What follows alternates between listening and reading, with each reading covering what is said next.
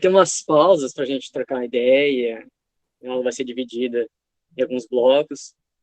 Se vocês tiverem dúvidas, vocês liguem o microfone e perguntem, porque não dá para enxergar legalzinho aqui. Não é igual na sala de aula que a gente vê vocês abrindo a boca e para de falar. Então, já pega, desmonta o microfone, me interrompe na hora, bola para frente. Beleza? Nada, vamos lá. A última aula, Salmo 148, louvor cósmico de toda a criação, e muito bom, Arival, ter colocado esse salmo para terminar a revista. Muito bom mesmo. Pessoal, então, 3 divisãozinhas aí da aula, para a gente se guiar. A parte introdutória e 2 grandes divisões do texto. Do verso 1 ao verso 10, que a gente vê um louvor natural. E do verso 11 ao 14, é um louvor pessoal. Um louvor humano, por assim dizer. Então, são 3 grandes blocos e a gente vai trabalhando em cima disso. Beleza? Qualquer coisa, interrompe aí, fala, pode ir, volta, fala devagar. Introdução. Introdução propriamente dita. Vocês chegaram a ver aquele vídeo que eu mandei para vocês, do panorama do Salmo? Ele está em inglês, só que ele tem as legendas. O Bible Project foi uma ferramenta assim, cara, caiu do céu realmente, que negócio. Que é muito bom, é muito bem feito. Um dos caras que fazem, ele é formado em design gráfico e é teólogo, cara, é um Daniel Heinck gringo. E o grande cara que é a mente por trás do Bible Project, ele é doutor em língua hebraica. Então, o cara bagaço. O Tim Mack, ele era pastor da Door of Hope Church, em Portland. E daí ele saiu para se dedicar ao ministério do Bible Project. Ele entendeu que o chamado dele foi para o ministério online. Foi muito bom isso, a gente é bem agraciado com essas. Só para a gente ter uma ideia do Salmo, eu consigo colocar o livro do Salmo sempre foi dividido em 5 grandes blocos, né? O livro 1, o livro 2, o livro 3, o 4 e o 5. Nós temos a porta de entrada dos Salmos, que é o Salmo 1 e o Salmo 2. O Salmo 1 tem aquela ilustração que ele é o grande guarda do livro dos Salmos, que você só continua a sua jornada nesse Salmo se você for o sábio por excelência, se você atender aqueles requisitos. É a grande porta de entrada. Esses últimos salmos, O Ney, é só a gente ouvir o som falhando? Oi? Não, o som tá cortando. Tem Tá momentos cortando? que a gente ouve com nitidez. Eu vou pro meu quarto, que acho que pega... Por favor, desliga o microfone do celular e usa o do PC mesmo. É. Porque a sua conexão está Beleza. dividida. Ah, é verdade.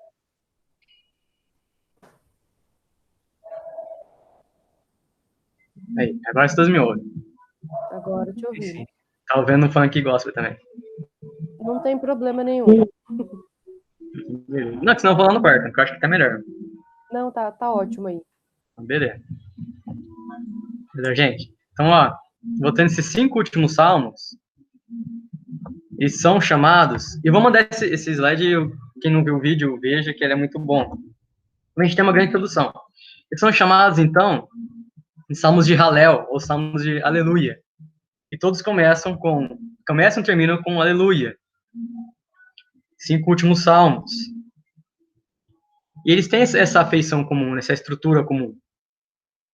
É muito bom que eles terminam o livro com essa questão do louvor triunfante. E, principalmente, o Salmo 148, o Arival vai colocar que é um coro de aleluias, né? A gente vê a palavra louvar 13 vezes. O Salmo tem 14 versículos, a gente vê 13 vezes. E essa aqui é a grande estrutura desse Salmo. Ele começa com um aleluia. Nós temos do 1 ao 6, uma revelação mais cósmica, mais galáctica, por assim dizer, mais sideral. Um louvor mais terreno, um louvor pessoal. E termina com aleluia novamente. É interessante que o salmo ele começa lá em cima, no grande bloco do ser de Deus, e vai descendo até essa pequena espaçonave que a gente chama de terra. E essa é a estrutura desse salmo. Como eu falei, começa com aleluia. Aleluia é literalmente louvem ao Senhor, ou louvem a Yah, né? O nome revelado por Deus lá no Monte Sião, que é Yahweh. Ele começa com essa revelação de nome. Deus, ele não se define.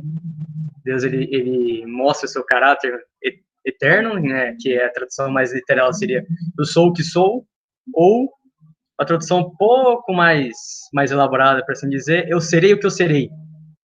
Que Lutero, ele acaba utilizando essa versão na Bíblia dele, em alemão. É aí essa partícula Yah, né? Halel Yah, que é louvem ao Senhor, louvem ao Deus de Israel.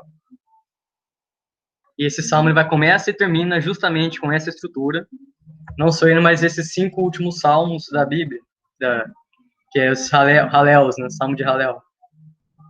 Então, um louvor que explode nas esferas celestiais e vai descendo até a terra e se encerra na pequena nação dos filhos de Deus. Esse grande mapa, tá claro para vocês? Desliga o microfone aí e avisa nós. Tá bom, tá ruim. Não vai entender nada, volta. Ajudem aí. Todo mundo de acordo até aqui? Legal, Ney. Beleza. Sempre. Beleza, então. Então, entrando no salmo propriamente dito agora, que é o louvor natural, que vai do versículo 1 ao versículo 10. E mais especificamente, essa parte de um louvor mais sideral, por assim dizer, né? mais cósmico. Que é do versículo 1 ao versículo 6. Então, o salmista, ele começa cantando com o aleluia. Ele vai começando no céu, na habitação de Deus, vai passando pelas legiões celestiais, vai descendo no cosmos, e fica naquele âmbito. Até o versículo 6 fica nesse âmbito mais sideral, mais cósmico das coisas, né? E a gente tem uma citação de um cara que eu gosto muito, ateu, sem examinos, o cara do meme, Neil deGrasse Tyson. Ele é um astrofísico, assim, uma das mentes mais brilhantes que a gente tem sobre o cosmos. E ele fala uma coisa muito interessante. Ele vai dizer o seguinte: no dia que nosso conhecimento sobre o cosmos parar de crescer, nós corremos o risco de regressar à visão infantil de que o universo, figurativa, literalmente, gira ao nosso redor. Sem ele saber disso, aqui entra a graça comum, ele fala uma coisa muito interessante que a igreja perdeu com o passar do tempo. A igreja perdeu essa centralidade de Deus, que tudo gira em torno de Deus, toda a criação, ela e toda a vida dela, para agora girar em torno dela mesma, né? O Saião vai trabalhar com a questão do ensimesmamento, a igreja fechou, criou um feudo, e acho que dentro daquele feudo tudo gira ao redor dela. Quando a igreja, a gente vê uma diferença, principalmente na igreja mais medieval, do que propriamente a visão hebraica. A gente vê que a igreja medieval já acreditava num cosmos que girava em torno dela, e não sei o quê. E a gente vê na visão hebraica, na visão da igreja primitiva, a visão cristã, que o cosmos gira ao redor de Deus. Deus é a grande onipotência sentada no centro do universo, extra-universo, e que tudo gira em torno dele. Tudo foi feito de girar em torno dele. Por isso que eu trouxe essa citação do deGrasse Tyson, de um livro, Astrofísica para Apressados. É muito interessante, livrinho curtinho, com muita coisa.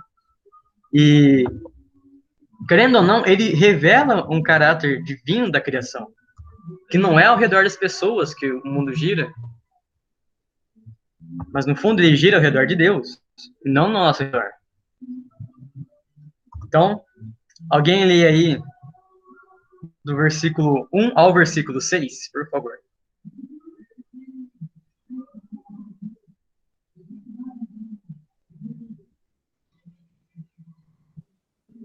Aleluia. Louvem o Senhor dos altos céus, louvem o Senhor nas alturas. Louvem o Senhor todos os anjos, louvem-no todos os seus exércitos celestiais. Louvem o Senhor, sol e lua, louvem-no todas as estrelas luzentes. Louvem o Senhor, céus dos céus e as águas que estão acima do firmamento. Louvem o nome do Senhor, pois ele deu uma ordem e foram criados. Ele os estabeleceu para todo sempre. Fixou-lhes uma ordem que não será mudada. Aleluia, né? A gente vê uma coisa muito interessante, principalmente no versículo 2. Louvem o Senhor, seus exércitos celestiais. O que é uma ideia de exército celestial, ou host of heaven? É uma grande... A palavra usada aqui no hebraico, tsavar, quer dizer uma grande quantidade de pessoas, e muitas vezes vai ser usada para exército. Ela aparece de 500 vezes no Antigo Testamento, só que a grande maioria dela, ela vem acompanhada do nome de Deus, Senhor dos Exércitos, Yahvé Savaô. Ou seja, aqui todo o cosmos, toda a ideia de seres angelicais e dos próprios astros é uma ideia do conselho divino, ou seja, seres que estão ao redor de Deus, não para aconselhar, claro, mas para glorificá-lo e trabalhar para ele. No vídeo do Bible Project, no segundo vídeo que eu mandei, ele vai trabalhar justamente essa questão do Host of Heaven, que é esse exército celestiais, né? Que é justamente, a gente vai ver lá em Deuteronômio, que as legiões celestiais louvam o Senhor, com Salmo 103, que são os anjos. Deuteronômio vai falar que as estrelas dos planetas fazem parte desse exército celestial, como representações de seres que louvam a Deus. Então, a gente já começa a ver que lá de cima, o autor começou já do topo, né, por assim dizer, do topo da criação, e agora vai começar a descer, explicar. Você vai vendo que seres angelicais, seres espirituais, seres materiais, como planetas e astros, louvam a Deus. O intuito de toda a criação é a glorificação de Deus. Aí a gente vai começar a descer.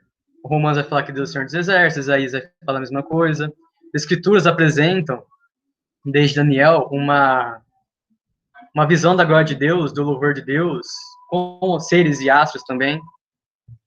Mas uma coisa muito interessante é que ele quebra essa ideia de que astros são seres divinos, são criaturas, né? Então, o Sol e a Lua, continuamente, dia e noite, vai louvando ao Senhor, louvam a Deus, né? Então, essa ideia de astrologia, dos mitos antigos, de Deus como, do Sol como um Deus, como Ra, como Atom, a noite, né, como Ceres, pelos gregos, a gente vê que não é essa visão. Eles são criaturas, com o intuito de glorificar a Deus. Né? É muito interessante que o Matthew Henry, o Arival coloca na revista, vai falar que, mas nós que adoramos só o Deus verdadeiro, os transformamos, ou seja, esses astros, esses seres celestiais, em nossos irmãos, adoradores, e recorremos a eles para louvar a Deus conosco. Esse grande louvor cósmico, né? Tem essa uma coisa muito interessante que a gente começa a perceber essa quebra na antiga mitologia de astros como deuses e agora como criaturas, no intuito de louvar a Deus. Aí já no versículo 4 a gente vê céus dos céus, as águas que estão acima do firmamento. A ideia aqui do firmamento, Chamaim, é o que está lá em cima, lá no céu. E essa ideia é uma referência lá a Gênesis, quando Deus separa as águas de baixo e as águas de cima, né? Expansão das águas. Então essas águas não inundam mais a terra, Mas agora elas vêm na forma de chuva. E essa sempre foi a principal interpretação da igreja. Essa ideia de a gente começar a entrar numa questão, a ideia do Salmo é justamente essa separação de que o que era deuses são seres. Coloquei aqui uma imagem, não sei se está claro aqui para vocês. A típica ideia que a gente começa a ver que a atmosfera, o firmamento aqui pela visão egípcia era Nut, era Deus. Tinha os deuses que seguravam o firmamento, que separavam o firmamento. Eles eram auxiliados por outros deuses. A própria terra era Deus também. E aí, na visão hebraica, a gente vê coisa totalmente diferente. Em Gênesis, é muito bom que o pessoal tinha acabado de sair do Êxodo, ou já tinha entrado na Terra Prometida, ou estava no caminho. E Gênesis, quando conta a história, Deus nem sequer se importa em dar nome para o Sol e para a Lua. Ele colocou luzeiros no céu. O que era para os egípcios, Ra, Atom, Nut, deuses, Deus subverte isso e fala, cara, não interessa nem saber o nome, porque isso são criaturas. Estão aqui para ajudar vocês e para me glorificar. Então a gente percebe essa ideia da primeira ideia, a ideia que os povos egípcios tinham, e a ideia que a gente começa a ver, que a Terra, tudo tem nome, são seres criados.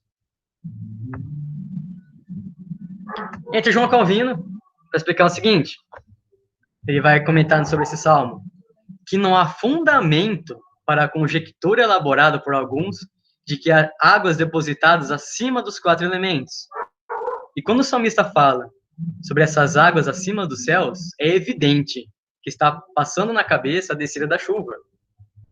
Imaginar que existe um oceano suspenso nos céus, no qual as águas são permanentemente depositadas, equivale a pegar-se estritamente demais à letra das palavras empregadas.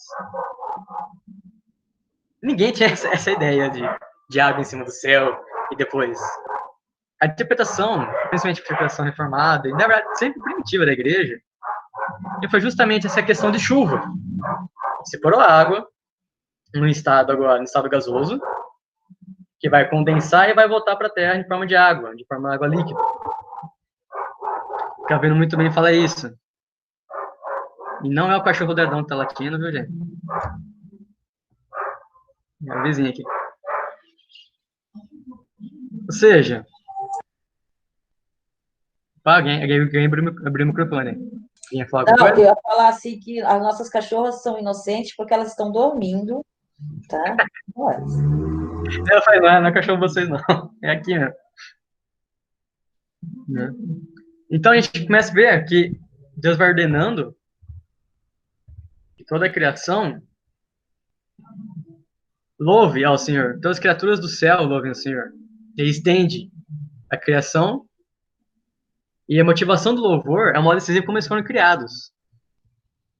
Deus trouxe todas essas criaturas, toda a criação, pela palavra dele. Né? No Salmo 33 vai falar, falou e tudo se fez. Ele ordenou e tudo surgiu. Ele trouxe essas coisas à existência e pôs elas no lugar. Por isso a parte final do versículo 6. Né? E o Alan Harn, ele vai falar o seguinte pra gente. Deixa eu ver. Calma. Deus, então, ordena-se a todas as criaturas do céu que louvem o Senhor.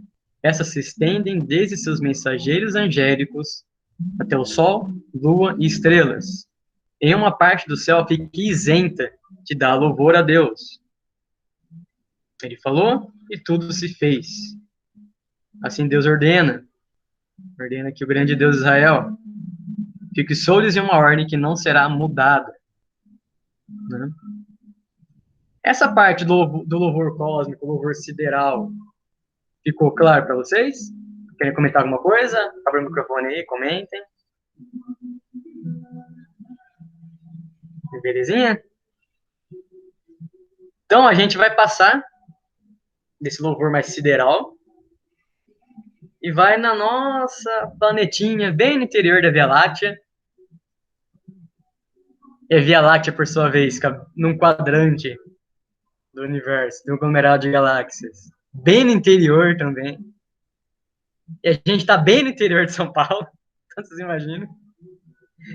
Mas a verdade é que esse planetinha, essa pequena nave que a gente vive, ela é palco da grande revelação da glória de Deus. Isso é maravilhoso.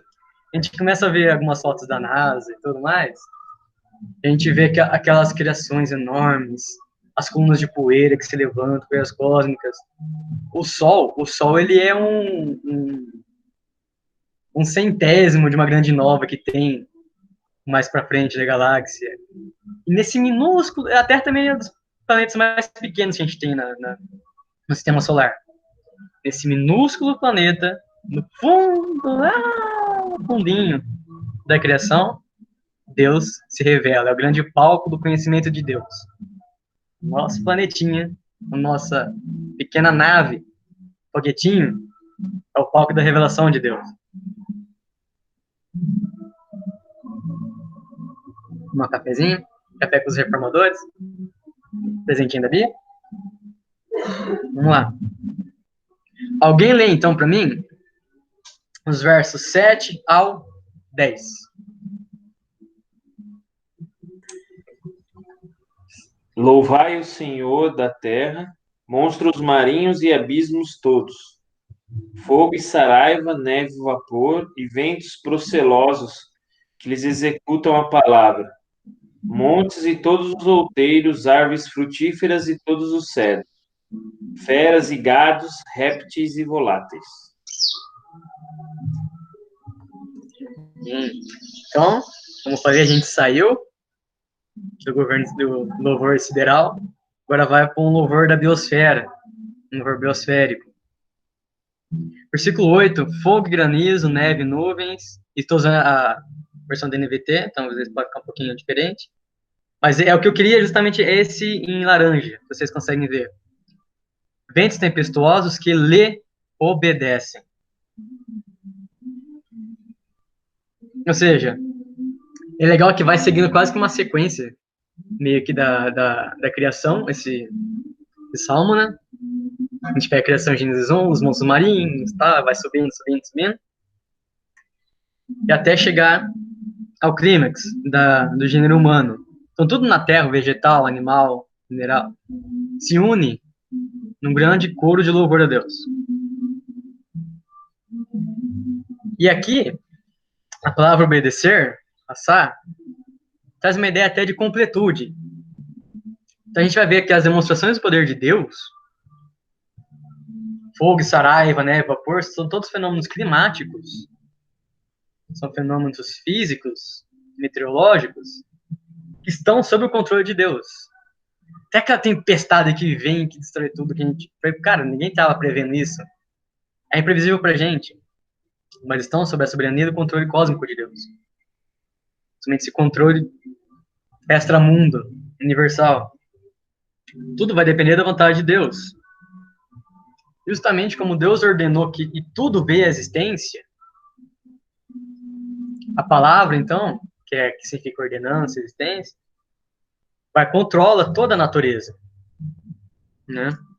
A ideia é de uma ideia hebraica, principalmente desse salmo. A gente começa a ver lá de Gênesis 1, que Deus ele vai falando, o fiat dele, né? Ele vai falando, e as coisas vão vindo à existência. Deus como um rei soberano, que tudo vai passando a existir através de decretos divinos, de leis divinas. É o Igor Miguel, ele é pastor da igreja Esperança lá em BH, cara, assim, absurdo, cara, muito pedagogo, teólogo, cara, E aí, numa aula que ele tá dando pra gente, dos Fundamentos da Vida Intelectual, da BC2, ele vai falar que a Terra ela é o grande palco do conhecimento de Deus. Ele vai trazer uma ideia que tudo que existe deriva sua existência do discurso divino. Discurso divino, ou decretos. As coisas não são por causa de sua essência, ou uma substância independente de sua origem. Elas são o que são, porque Deus diz o que elas são. O fundamento, então, ontológico, o fundamento principal da realidade e a identidade das diferentes criaturas depende do comando divino, ou seja, sua palavra. O seu logos, Criador. E a gente deixa muito bem claro. João deixa muito bem claro pra gente, né? Que a palavra de Deus estava com Deus e era Deus, desde antes da eternidade.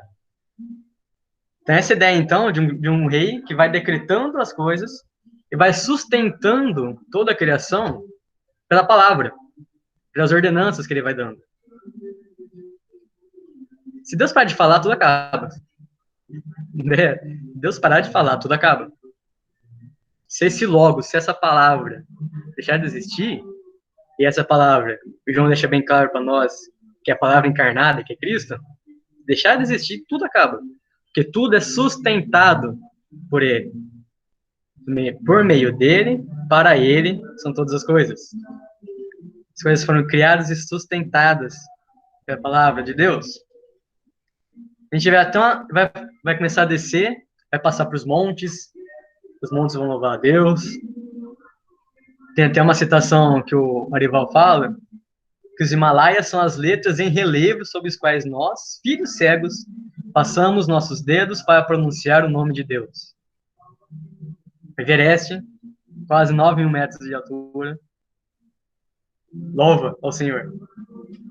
Então a gente tem as árvores frutíferas, vai passar pelo cedro. Então a grande ideia aqui, o cedro é para construção. Então, tanto as árvores, a natureza que nos dá frutos para alimentação, quanto a parte da natureza que nós usamos para habitação, louvam a Deus.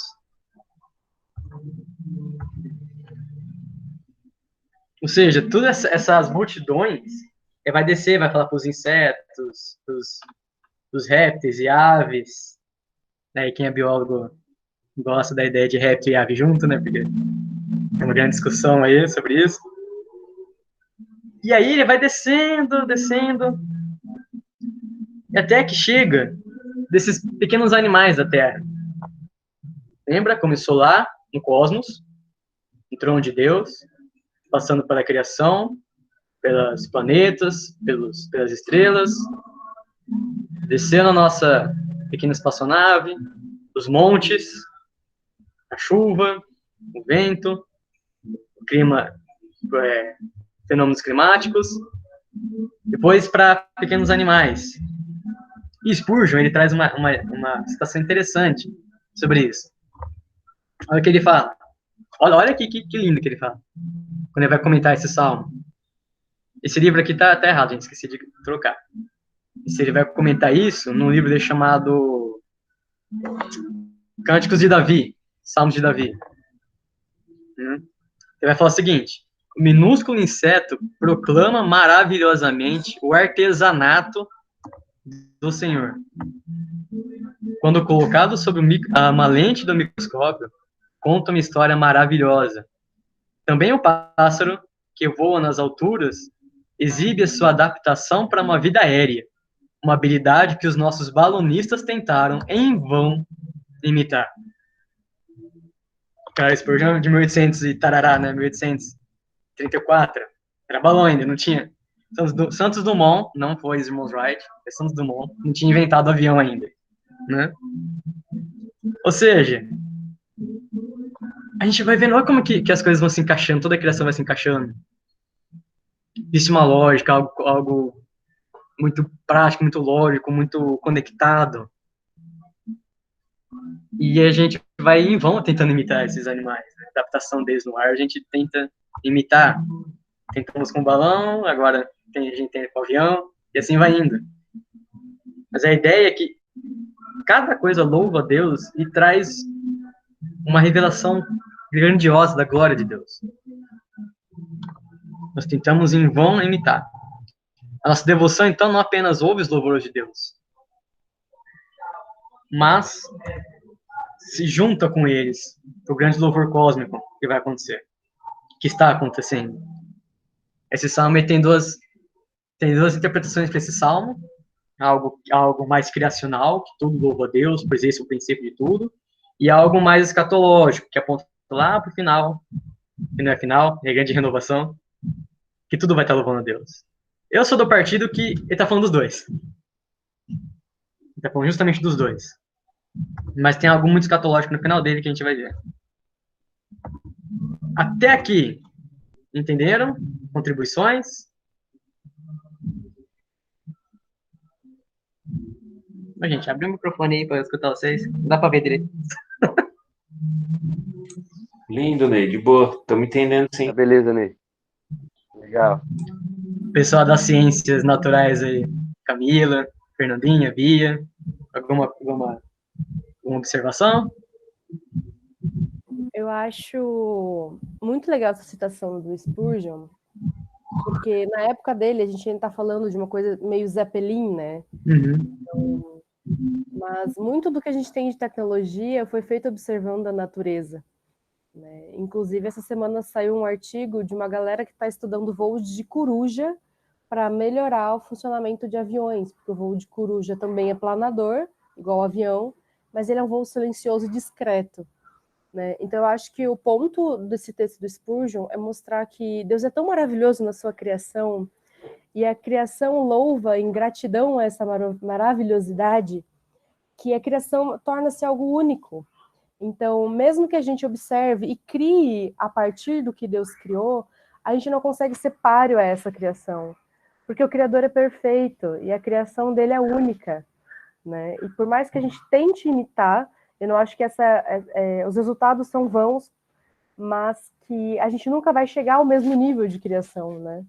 Porque não tem como. O Criador é maravilhoso, né? E a criação dele deve louvar mesmo. O salmista não errou ao dizer que a gente deve louvar, porque Deus é maravilhoso na sua criação, né? Esse louvor de gratidão é fantástico.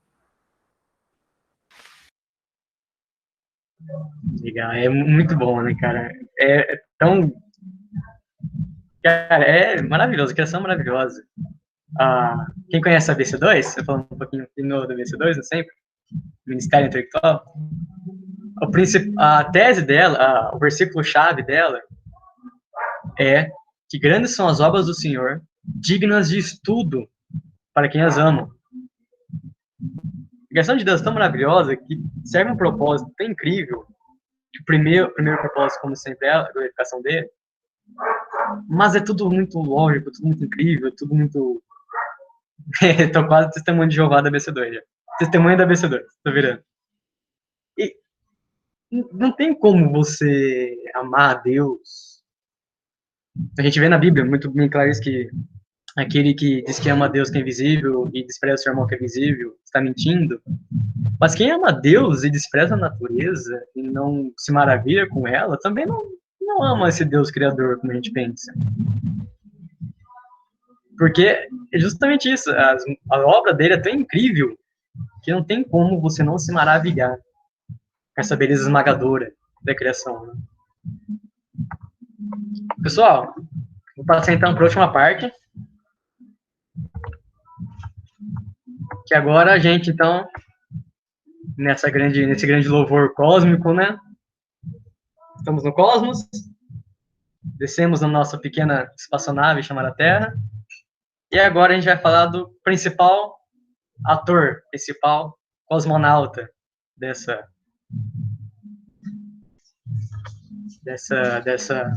foguete chamado Terra, dessa espaçonave chamada Terra.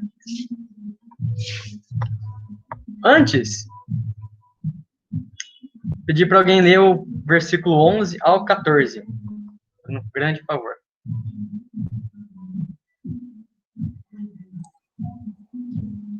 Reis da terra e todos os povos, príncipes e todos os juízes da terra, rapazes e donzelas, velhos e crianças, louvem o nome do Senhor, porque só o seu nome é excelso, a sua majestade é acima da terra e do céu. Ele exalta o poder do seu povo, o louvor de todos os seus santos, dos filhos de Israel, povo que lhe é chegado. Aleluia. Povo que lhe é chegado. A gente vai entrar nisso mais pra frente. Mas fica aí, ó. questionamento.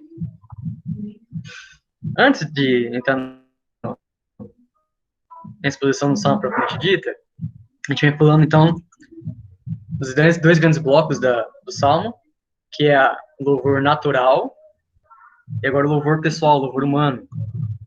Então, trazendo uma citação de uma antiga confissão de fé reformada, confissão belga, que é, assim, uma das confissões de fé mais incríveis que a cristandade já fez. Já no artigo 2 dela, olha o que ela fala. Vai falar sobre o conhecimento de Deus, né? Então, nós o conhecemos por dois meios. Primeiro meio, pela criação, manutenção e governo do mundo inteiro. Visto que o mundo, perante nossos olhos, é como um livro formoso, em que todas as criaturas, grandes e pequenas, servem de letras que nos fazem contemplar os atributos invisíveis de Deus, isto é, o seu eterno poder e a sua divindade, como diz o apóstolo Paulo.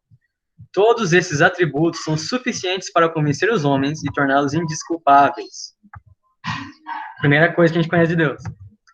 Depois, Deus se fez conhecer ainda mais clara e plenamente, e isso aqui é crucial, Deus se fez conhecer ainda mais clara e plenamente por sua sagrada e divina palavra, tanto quanto nos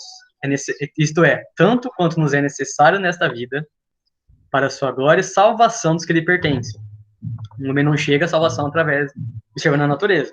Observa a natureza, ele vê que é lógico e que existe uma grande mente criativa por trás, que torna o homem desculpável. Porém, para a salvação é necessária essa revelação especial. Por que eu estou falando isso? Porque esse salmo vai trabalhar justamente essa ideia das duas grandes revelações de Deus, a revelação natural e a revelação pessoal. Começa na criação, até para a principal das criaturas. E ele deve louvar a Deus.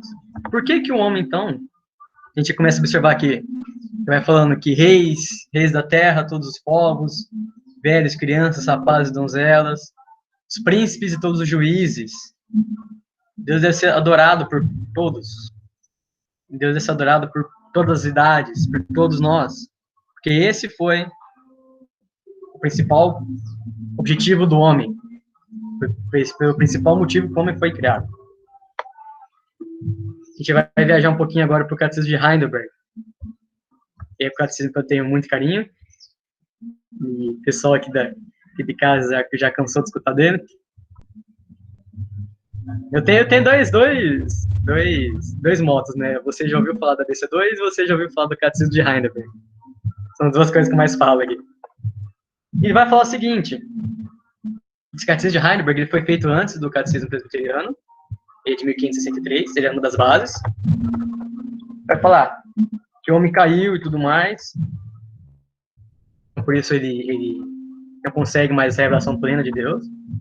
Mas por que Deus criou o homem tão mau e perverso? Ele vai falar, não, Deus criou o homem bom e a sua imagem, isto é, verdadeira justiça e santidade, para conhecer corretamente a Deus, seu Criador, amá-lo de todo o coração e viver com ele em eterna felicidade. Para o quê? Para louvá-lo e glorificá-lo. O homem louva e adora a Deus, porque foi para esse motivo que ele foi criado. Entrando, então, em terras presbiterianas, o Catecismo de Westminster vai falar qual que é o fim principal do homem. O fim principal do homem é glorificar a Deus e gozá-lo para sempre. As contribuições dos santos do passado, elas dizem muita coisa pra gente. Esse é o nosso principal motivo de estar aqui. E vou falar mais uma vez de um cara que eu gosto muito, o Peter Leithart. E ele vai falar que o homem ele foi criado para ser músico, né? Eu até trouxe isso na aula passada. A gente vê, principalmente na genealogia de Crônicas, que é chato pra caramba ler, mas é necessário. E quando você entende o motivo, fica muito mais claro, assim. Ele foca nos levitas, nos cantores do templo. Vai de Amã, de Asaf, Etan. Tudo isso ele vai trazendo, então, enquanto ele abandona a genealogia dos guerreiros, começa agora a focar na genealogia dos cantores. trazendo a ideia, então, que esses cantores têm uma função principal, e essa é a função principal do homem, louvar a Deus. Louvar a Deus com música também, principalmente com música. Eu vai falar, então, que Deus fez o homem, Deus criou Adão para que ele pudesse produzir cantores. A gente começa a observar isso no livro. Deus fez o homem para que o homem pudesse fazer música. Ou seja, Deus criou Adão para criar músicos. Deus criou Adão para reproduzir cantores sacerdotais, músicos reais e cantores proféticos, extasiados pelo Espírito Santo. Essa é a função principal. Ele criou o homem para fazer música. E ele vai falar, Deus nos criou para fazermos música e para sermos formados pela música que fazemos. O principal foco da criação divina, da criação do homem, é glorificar e louvar a Deus. Então, a criação é uma testemunha de toda a ordem criativa de Deus, né, o poder eterno de Deus e na natureza. Ele é exaltado, então o louvor que começa no céu, desce para a terra, chega ao povo. A gente vê que tanto no Antigo como no Novo Testamento, o propósito fundamental do homem, da igreja, do seu povo, é louvar a Deus, glorificar a Deus. Esse é o nosso papel principal aqui na Terra. Não só nós, como toda a criação. Nós chegamos a chamar de irmãos a criação, irmãos adoradores, que a criação vai adorar a Deus. E isso é muito bom, engraçado no versículo 13. Louve o nome do Senhor. O nome do Senhor se refere a tudo que Ele é na perfeição do seu ser. Louvem o nome do Senhor, porque Ele é Criador de tudo e de todos. Louvem o nome do Senhor por causa da sua graça. Então, o povo de Deus, que é o povo eleito, redimido, chamado, louva a Deus, porque esse é o principal papel da criação, e principalmente do seu povo, que é o grande ator nesse palco da revelação de Deus. E, a gente terminar o Salmo, ele exalta o poder do seu povo. Mas é verdade que a palavra usada aqui é literalmente chifre. Literalmente chifre. Porém, muitas vezes, essa palavra, que foi traduzida por poder em algumas traduções, ou ele exalta com graça, maravilha, a palavra que querem, ela literalmente significa chifre. E a maioria das vezes ela vai significar rei. Vai exaltar alguém com poder, majestade, diante daquele povo. A gente não precisa falar de quem é que Deus chamou e exaltou no povo, né? O grande rei cósmico, o grande criador de tudo. A grande verdade é que esse salmo, depois de passar por toda a criação cósmica, revelação natural, depois a revelação especial, ele termina falando de uma revelação mais especial ainda, revelação plena, completa, que é Cristo Jesus. Um grande rei exaltado, a coroa, o chifre, que ele levantou no meio do povo dele para honrar toda a criação.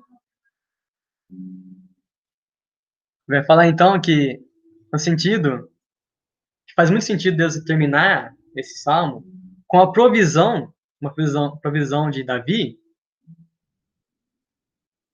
como final do grande ato criativo de Deus, né?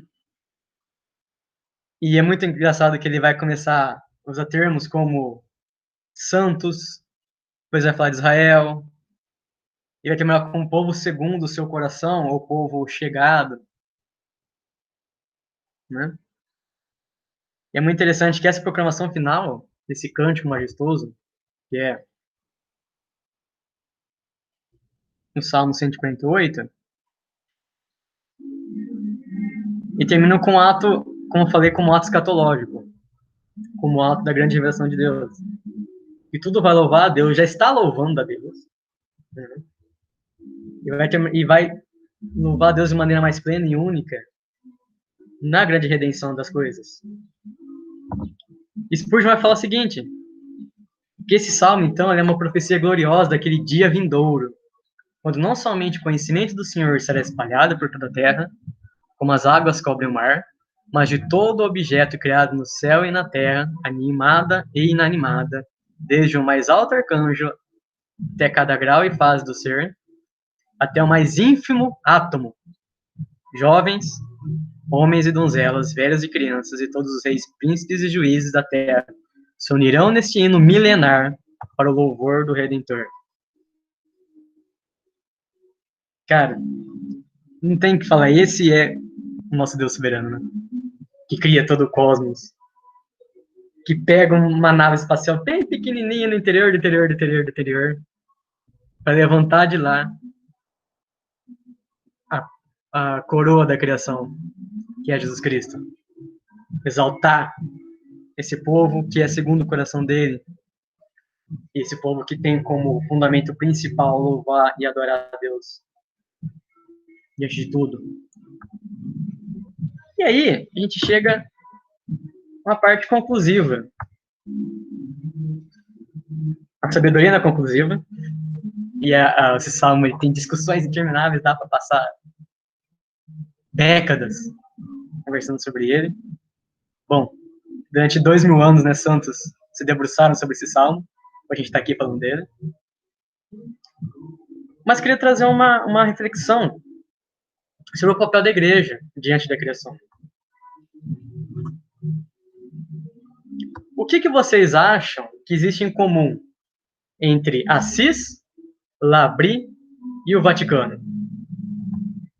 Abre o microfone aí, vamos trocar umas ideias. Eu tô ansioso para ouvir o que vai ser daí. Não posso porque eu já sei a resposta. Eu dei spoiler pra Bia ontem. Coitada, a Bia tá ficando na sala pela segunda vez. Os três Franciscos. Pra quem não se lembra, não reconheceu, e acho que tá pequenininho também pra vocês verem. Primeiro, Francisco de Assis. Francisco Schaeffer, ou Francis Schaeffer, e o Papa Francisco. O que é, então, de comum entre o cristianismo medieval, o neocalvinismo e o catolicismo romano? O amor ao próximo. Também, quase que você pegou o ponto. Quase pegou o ponto. Eu queria falar um pouco do papel da igreja ao amor ao próximo, mas o amor ao próximo não da mesma matéria, mas sim aos irmãos da criação. Quem lembra do... Tem um hino, é o hino 10, que é Vós, criaturas de Deus Pai. Vós, criaturas de Deus Pai, todos erguei a voz cantai. Aleluia, alabai-o, o sol dourado a refulgir. Deixa o resto que tá desafinado de manhã. É o Salmo 148, tá? É o Salmo 148. O Andrew Harper, que é o cara que criou esse hino, ele pegou emprestado, não só do Salmo 148, mas também de um hino de São Francisco. Tem um hino chamado Cântico do Irmão Sol, ou Cântico das Criaturas, que fala justamente do Salmo 148. Eu só vou ler um trechinho que começa assim: Altíssimo, onipotente e bom Senhor, teu são louvor, a glória e a honra e toda a bênção. Somente a ti, ao Altíssimo, eles convêm. E homem algum é digno de mencionar-te. Louvado sejas, meu Senhor, com todas as suas criaturas, especialmente por irmão Sol. Qual é o dia e ele nos ilumina. E esse cântico ele vai começando, vai trazendo todas as criaturas louvando a Deus. E São Francisco, ou Francisco de Assis, como preferirem, ele tem uma coisa muito interessante da teologia medieval dele, que parece que São Francisco ele leu o Salmo 148, teve uma epifania e observou que a criação louva a Deus e por isso a criação é digna de proteção, de honra. Deus nos dá uma data cultural de trabalhar, cultivar a terra. Mas ele nos dá também a ideia de um respeito profundo, porque essas criaturas que a gente está usando para a gente louvam a Deus. Mefuém vai falar muito bem claro que nós chamamos eles de irmãos. Esse salmo, a gente vai ser irmãos dessas criaturas quando louvar a Deus. E o Schaeffer? Alguém arrisca falar aqui que o Schaeffer tem a ver com São Francisco? O que Francisco Schaeffer tem a ver com São Francisco de Assis?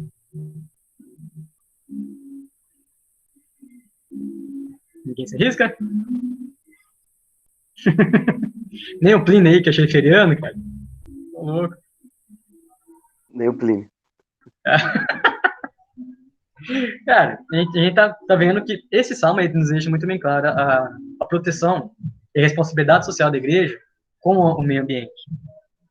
O Schaeffer vai dizer isso, que ele vai falar que uma coisa que os hippies fizeram foi esse respeito pela natureza, só que fizeram por um motivo errado, né?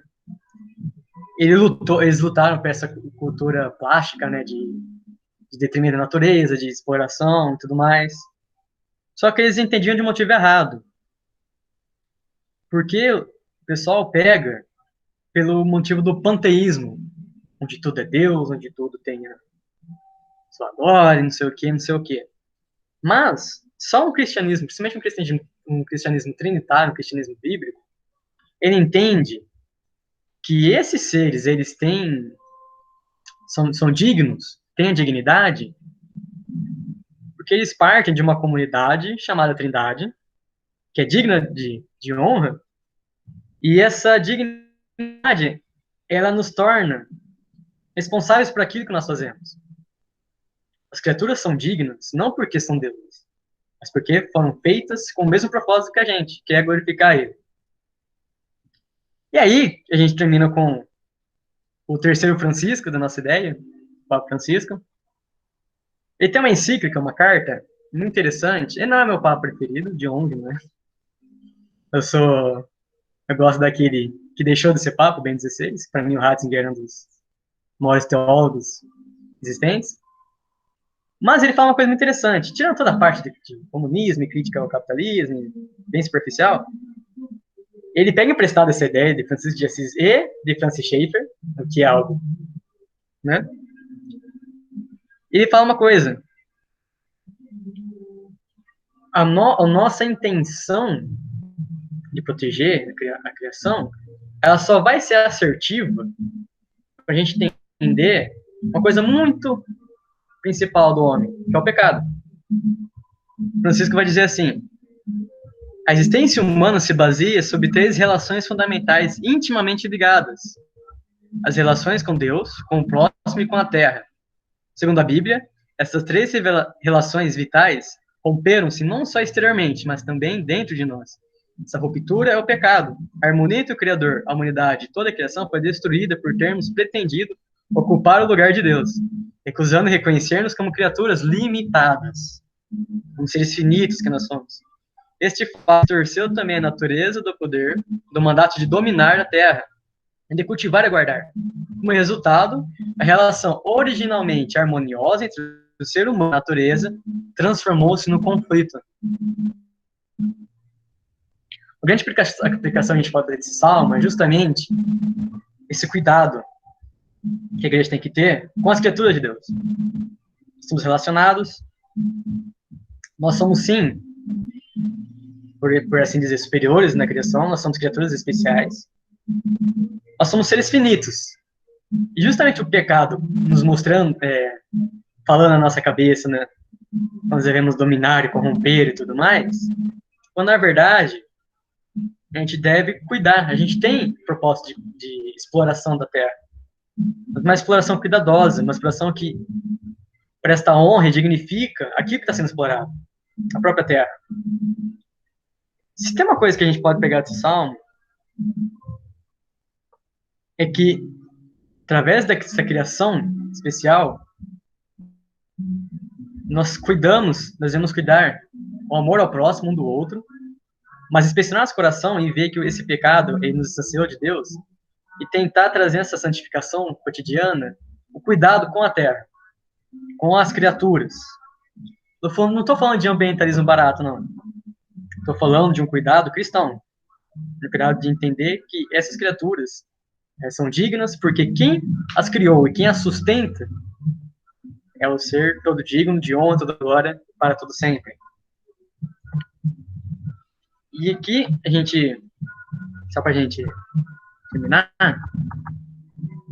eu achei que ia dar, olha, foi rapidinho, tá? Foi 40 e poucos minutos. A gente terminar, então, a gente estudou Salmos, né? E eu queria deixar uma contribuição.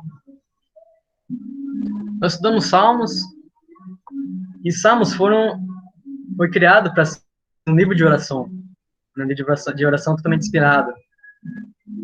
E quando a gente ora Salmo, Salmo como uma escritura cristã, a gente só consegue interpretar Salmo a partir de Cristo, a partir da revelação da cruz de Cristo. Toda a Bíblia e toda o livro natural, né, toda a história deve ser identificada através de Cristo. Por que eu estou falando isso? Porque Cristo orou os Salmos. Né? Muito provavelmente, Cristo, na ceia, ele orou esses 5 últimos salmos, os salmos de Halel. Muito provavelmente, como parte da cultura judaica. E a gente que está unificado com Cristo como igreja, como a gente acabou de ver no Salmo 148, que é a igreja, o povo de Israel, louva a Deus e ora a Deus. É muito importante a gente orar Salmo, porque a gente está orando com o próprio Cristo quando a gente faz isso.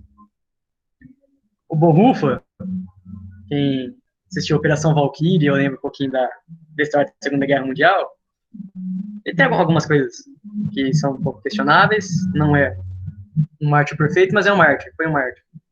Ele profetizou contra o governo tirano, né, de Hitler. E Bonhoeffer, um pastor luterano, ele vai falar que como a gente é igreja, como a gente é filho de Davi, Cristo, como orou o próprio Salmo, nós também oramos salmos com Cristo quando a gente ora. A gente ora em unidade. Porque Jesus Cristo ora os salmos, aqueles que pertencem podem orar na medida que participam de Cristo. E Bonhoeffer vai deixar uma coisa, é um pouco grande, que eu vou ler. Como é possível que uma pessoa humana e Jesus Cristo orem os saltérios simultaneamente? Filho de Deus se tornou homem e suportou na sua própria carne toda a fragilidade humana. Aqui, ele derrama o coração de toda a humanidade diante de Deus. Ele assumiu o nosso lugar e intercede por nós. Jesus conheceu os tormentos e a dor, a culpa e a morte em maior profundidade do que nós. Por isso, ele revela a Deus, ele eleva a Deus a oração da natureza humana que ele assumiu. É realmente nossa oração. No entanto, como Jesus nos conhece melhor do que nós mesmos, já que ele mesmo foi verdadeiro homem em nosso favor, a oração também é realmente sua oração, e a nossa só pode tornar-se nossa porque foi sua. Nós oramos salmos, e salmo é totalmente importante para a espiritualidade cristã. Cristo orou o salmo. E a partir dessa natureza, a gente participa dessa grande oração. E, só para a gente terminar o grande livro de Salmos, eu queria deixar uma contribuição justamente com o final do Salmo 148. Nós podemos louvar a Deus como povo chegado, que estamos unidos através do Espírito Santo, por meio do sacrifício do eterno Filho, chegado do Pai. Por isso que nós podemos hoje louvar e adorar a Deus com toda a criação, toda a glória. E é só Ele que é devido. Nós estamos unidos através do Filho amado do Pai. Por isso nós somos também o povo amado por Ele. Amém?